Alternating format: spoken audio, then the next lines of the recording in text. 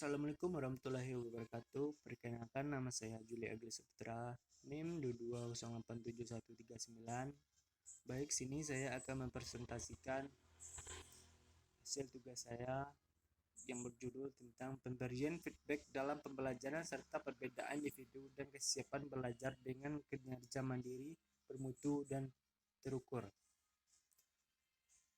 Baik, materi yang pertama yaitu pemberian feedback. Pemberian feedback dalam pembelajaran adalah langkah penting dalam meningkatkan kinerja mandiri, bermutu, dan terukur peserta didik.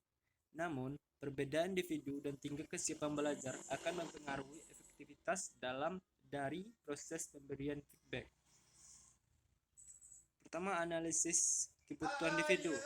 Itu proses penting dalam konteks pendidikan dan pembelajaran yang bertujuan untuk memahami karakteristik, preferensi, kebutuhan, dan potensi setiap peserta didik secara lebih mendalam.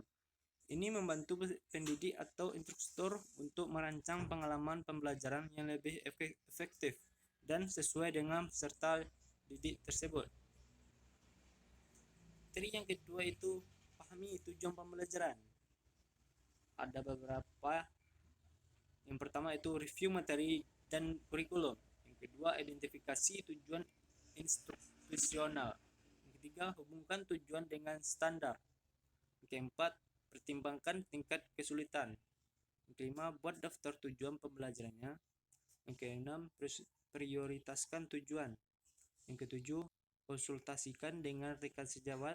Yang kedelapan, komunikasikan tujuan kepada peserta didik. 9. Integrasikan tujuan ke dalam desain pembelajaran.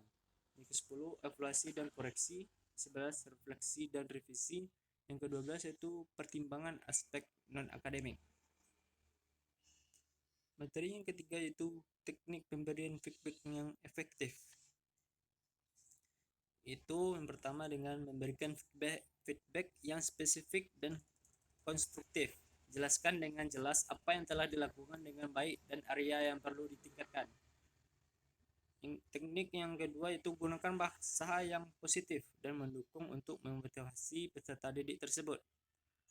Yang ketiga, jika memungkinkan, berikan contoh konkret untuk menjelaskan poin-poin dalam feedback. Baik, materi yang keempat itu dukungan tambahan. Ada beberapa dukungan, itu pemahaman kebutuhan individu. Yang kedua, penyesuaian problem. Yang ketiga, penggunaan sumber daya tambahan. Yang keempat, membentuk kelompok belajar kecil. Yang kelima, bantuan teknologi. Itulah 5 dukungan tambahan.